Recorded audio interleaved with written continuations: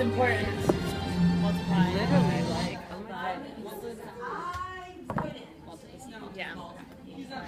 Good to know. It's gonna be like these crazy Numbers, like showing an actual equation, then you might use the multiplication sign. basic math. If Oh, it's this the is all better. concept of to multiply, I would use the multiply sign. What's divide? Divide. Remember, 1/4. Pledge of Allegiance? No. Indivisible? What's indivisible? Not. Pretty much. individual. I forget it already. Individual. Too many big words.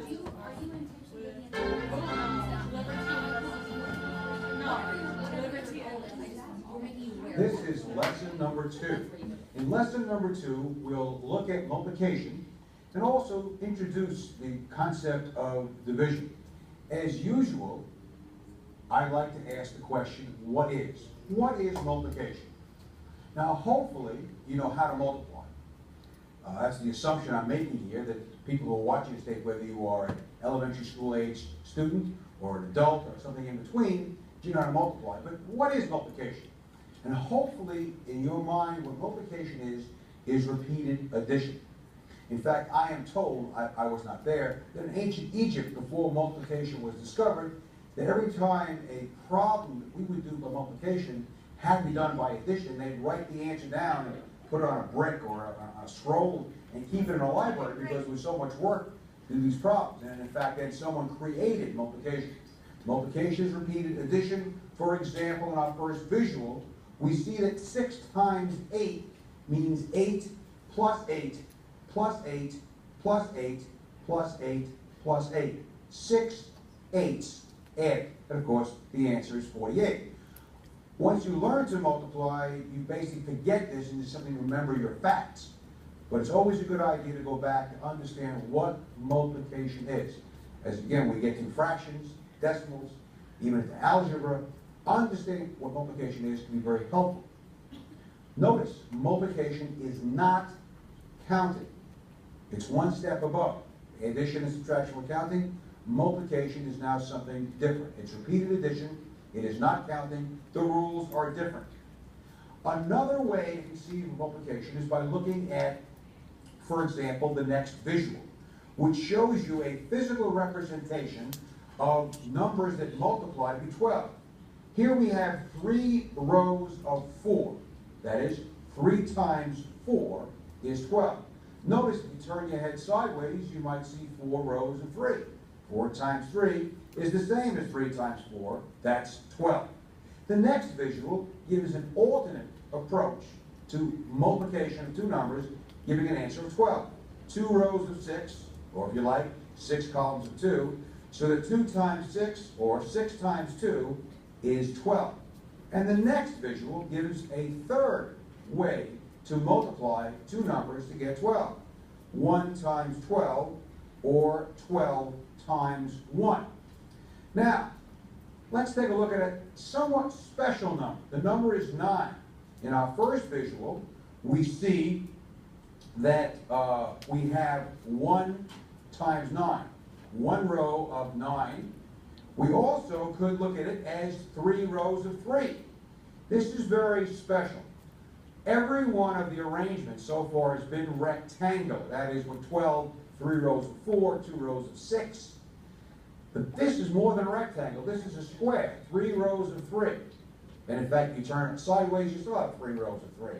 And in fact, 9 is called a square number because one of the ways to multiply it looks like a square. This will become even more important in future lessons. But right now, let's just recognize that these rectangular arrays, these rectangular groupings of physical things, show us what multiplication truly means.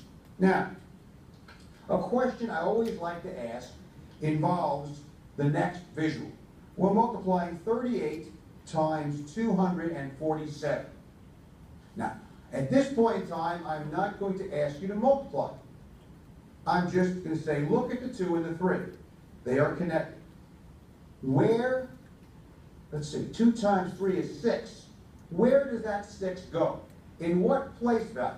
So stop the tape and decide where the 6 goes and justify your answer.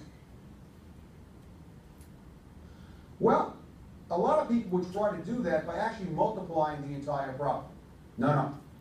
We have 2 times 3, or 3 times 2 is 6. But notice that 2 is in the hundreds place.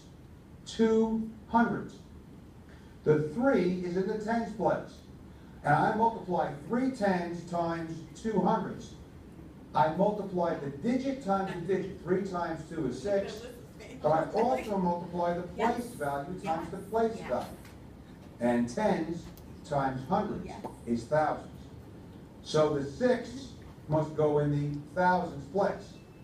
Not because we did it by rote, but because we understand when we multiply, and this is true for fractions and decimals, and any time we multiply digit times digit and place value times place value. That is how we multiply. Now, most of you, like I said, I'm assuming know how to multiply, but I'm going to show you a new method, an alternate method of multiplication. Now, if you like your own method, the old-fashioned way, that's fine. But I think this method, called the lattice multiplication method, is really good. And the reason it's good is because it involves no carrying or renaming when you're multiplying. It's excellent that you have no calculator because there's no limit to the size problem you can do.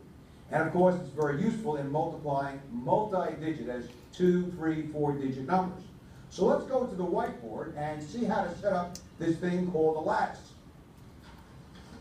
And basically a lattice is just a rectangle that allows us to multiply, and I believe is a much more efficient way of multiplication.